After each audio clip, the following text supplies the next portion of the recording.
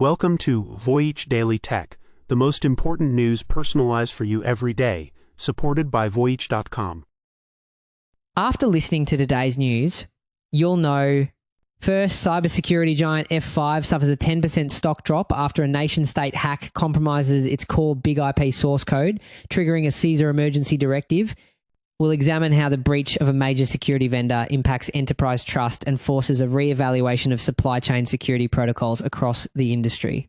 Second, Ray-Ban's parent company reveals smart glasses drive 1/3 of its growth, betting wearables will replace smartphones in a new platform war.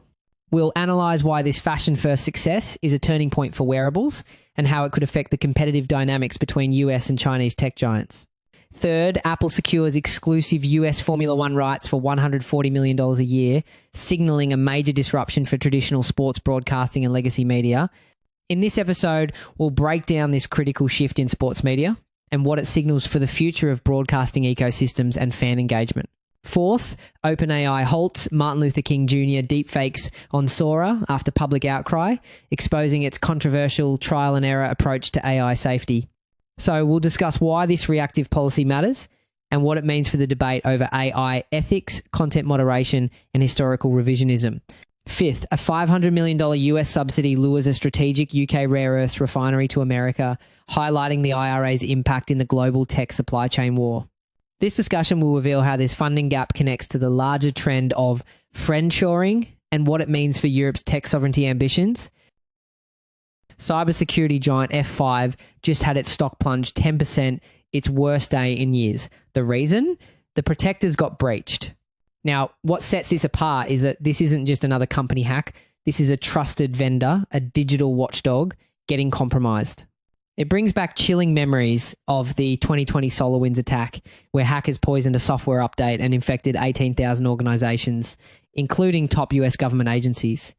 This is so critical because when the security companies themselves are breached, the trust that holds our entire digital ecosystem together begins to crumble. It creates a cascading risk for everyone who relies on their products.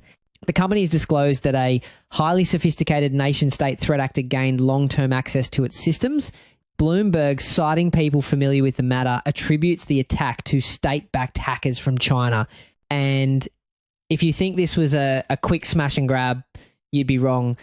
The hackers were reportedly inside the network for at least 12 months. They used a stealth malware called Brickstorm, a tool that, according to security firm Mandiant, can remain undetected in a system for an average of 393 days. So, how can a piece of malware stay hidden for over a year inside a top security company? Well, Brickstorm is what we call an advanced persistent threat, or APT. It's a ghost in the machine. It doesn't loudly announce its presence. Instead, it targets devices on the edge of a network like gateways and firewalls that often don't have the same level of security monitoring as a standard computer. Once inside, it uses clever tricks like in-memory execution, meaning it runs without writing files to the disk, making it nearly invisible to traditional antivirus scanners. This just shows the limits of even the most advanced intrusion detection systems. This is where the situation takes a more complex turn. The target wasn't just data, it was the crown jewels. The attackers infiltrated the development environment for F5's core BIG-IP products. They access files containing source code and, most critically, information on undisclosed vulnerabilities. This means the hackers didn't just break into the house. They walked away with the blueprints and a master set of keys. And stealing the source code for a product like F5's BIG-IP, well, that's a geopolitical power move. BIG-IP products are like the internet's traffic cops for thousands of major corporations and governments. They manage, secure, and direct massive amounts of web traffic. By getting the source code, a nation-state actor can hunt for secret, zero-day vulnerabilities flaws that no one else knows exist. Owning a library of these vulnerabilities gives them a master key to infiltrate critical systems around the world for espionage or even future disruption. The threat is so significant that the US Cybersecurity and Infrastructure Security Agency, CISA, issued an emergency directive ordering all federal agencies to immediately apply security updates. This emergency directive creates a massive dilemma for any organization running this tech, think hospitals, banks, or power grids. On one side, you have CISA screaming that you are vulnerable to a catastrophic attack.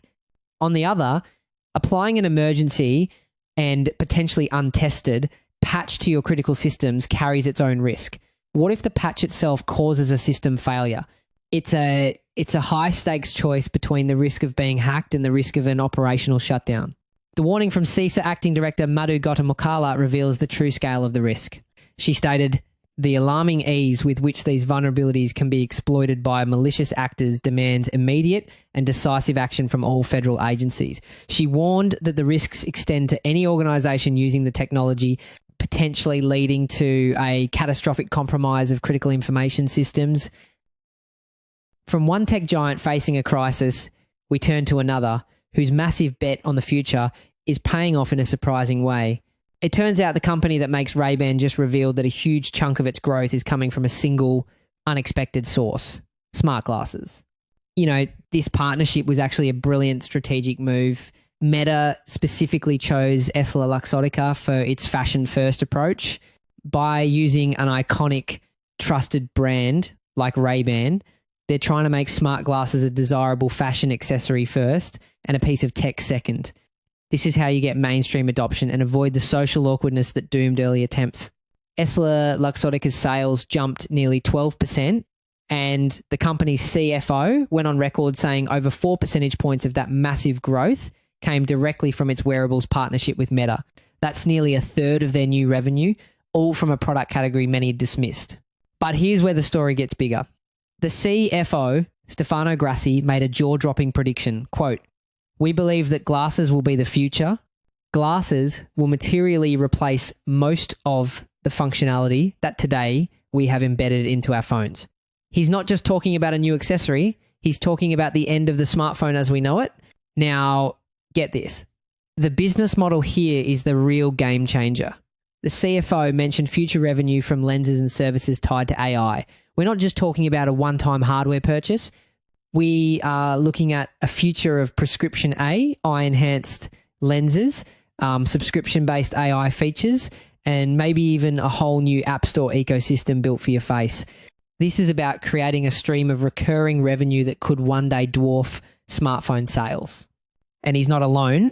Meta CEO Mark Zuckerberg echoed the exact same vision, stating that glasses, which can see what we see and hear what we hear, will become our primary computing devices. This isn't a side project. It's a coordinated multi-billion-dollar bet on what comes next. The bet is already paying off. The company confirms the wearables business is profitable, and they're on track to hit a planned 10 million unit production capacity far earlier than anticipated. A key reason it's paying off is because they learnt from the past. Remember the backlash against Google Glass, the so-called glass hole problem? People felt spied on. Meta and Ray-Ban tackled this head-on by designing glasses that look almost identical to normal Ray-Bans. The recording light is there, but it's subtle.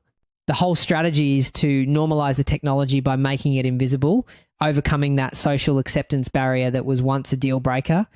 With new models like the $799 Meta Ray-Ban display glasses hitting the market, the stakes are only getting higher. If you zoom out, you'll see another layer of strategy at play. This is becoming a geopolitical platform war. When your primary computing device is your glasses, the AI inside becomes critical. We're seeing a battle between US-based AI models like Meta's and Google's Gemini versus Chinese models like Alibaba's. After all, whoever's AI is on your face could have access to everything you see and hear, and that data could be governed by the laws of that AI's home country. This is about more than just market share. It's about influence and control on a global scale. And reports suggest both Apple and OpenAI are developing their own smart glasses, preparing to enter the ring. This is no longer a question of if smart glasses will be a major product category. The numbers are in, the battle lines are drawn, and the world's biggest eyewear company is now on record declaring that the device in your hand is about to be replaced by the glasses on your face. Speaking of tech giants making big platform plays, Apple just cut a check that completely rewrites the rules for sports broadcasting in the US, poaching one of the fastest growing sports in the world right from under the nose of a media giant.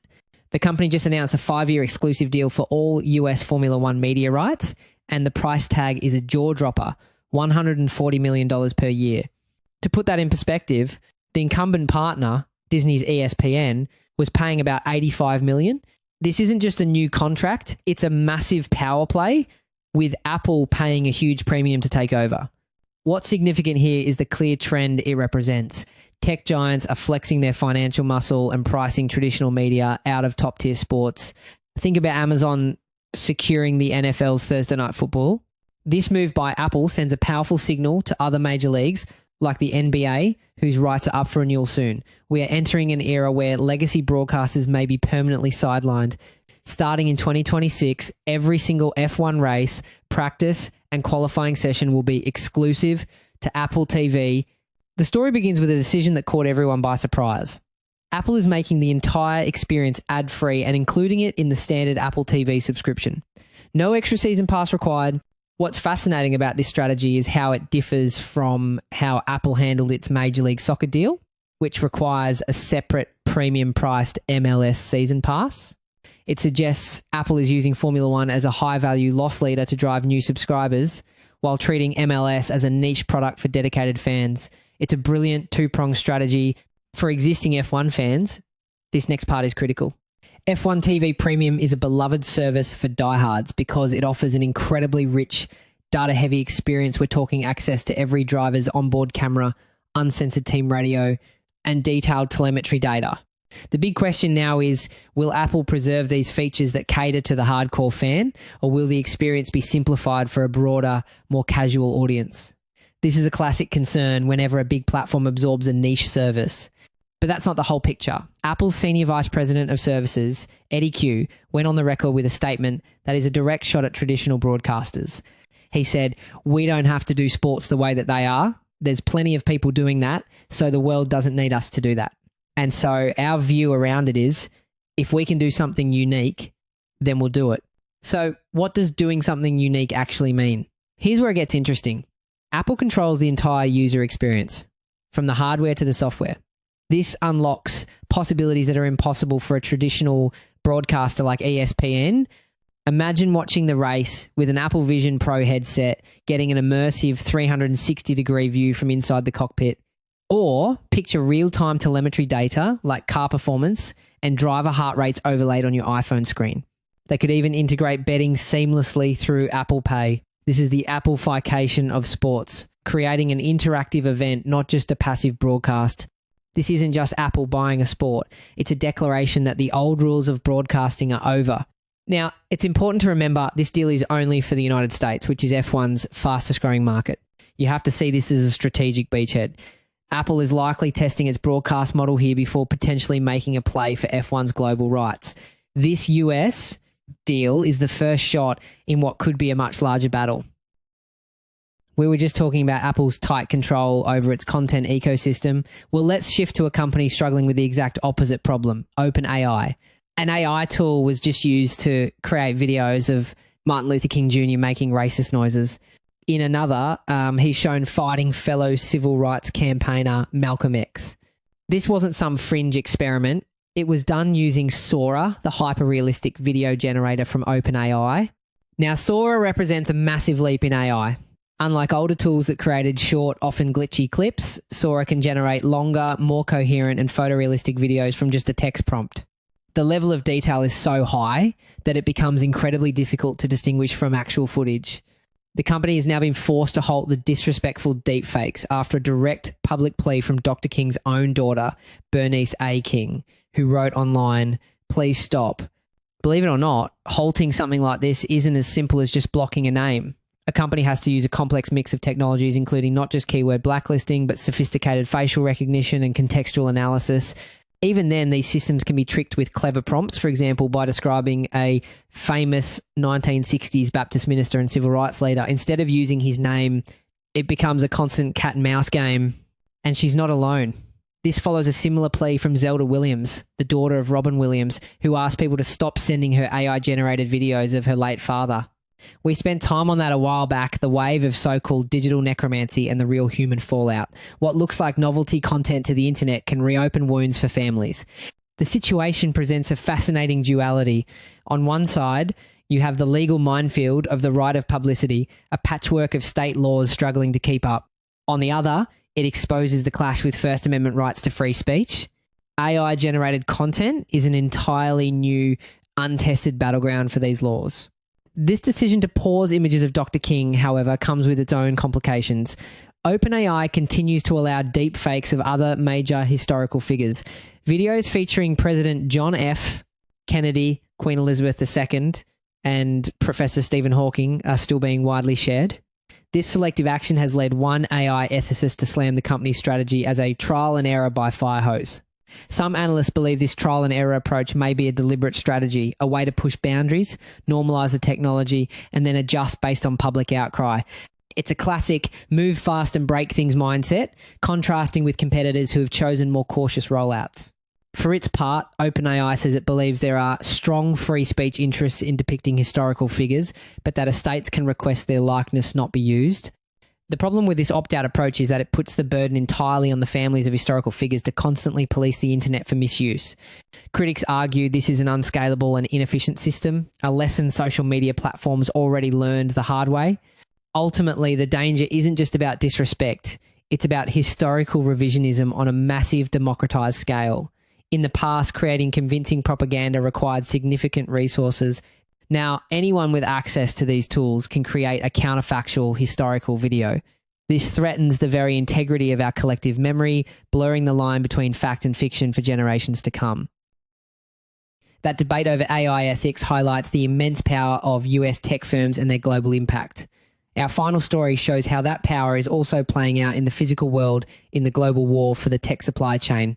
A project meant to secure the UK's high-tech future has just been abandoned. The company behind it is taking the entire operation to the United States. For 7 years, the company Pensana was developing a groundbreaking rare earths refinery near Hull. This was supposed to be the UK's strategic foothold in an industry completely dominated by China, processing minerals for everything from electric vehicle motors to wind turbines. To understand the gravity of this, you have to know that refining these rare earth elements is an incredibly difficult and dirty business. It's not like just melting down metal. The process involves separating up to 17 different elements that are all chemically very similar, often using huge amounts of hazardous chemicals. What's more, these minerals are often found alongside radioactive elements, which means the waste itself can be radioactive. So building a refinery that meets Western environmental standards is extremely expensive. But that plan is now officially dead. So what went wrong? It all came down to a single stark number. The previous UK government announced a multi-million pound investment in the project, but according to Pensana's chairman, Paul Atherley, that investment turned out to be just £5 million. His exact words on the amount were nowhere near enough. Now, when we place the UK's offer alongside the alternative, the contradiction becomes clear. Atherley points to a deal with a US competitor, MP Materials, which is getting more than $500 million in investment and soft loans to fund a similar facility. That's over $500 million from the US versus £5 million from the UK.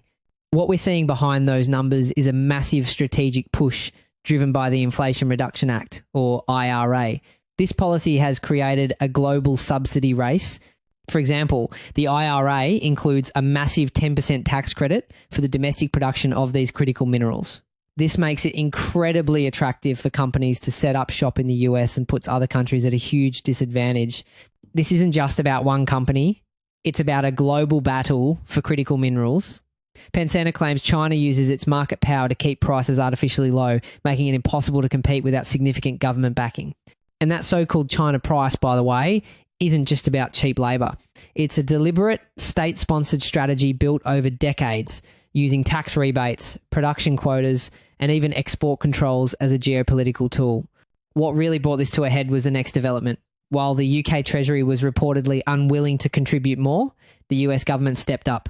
Pensana has now announced plans to team up with a US refiner, ReElement, to develop a new supply chain and is planning to list its shares on the American NASDAQ stock exchange. So the thing is, what's emerging is a perfect example of what experts call friendshoring. Pensana's project in Angola will now feed directly into the US, creating a new Angola to US supply chain. The goal is to build these new resilient supply chains between allied nations to specifically bypass and reduce dependence on China. This all comes down to a global high-stakes bidding war.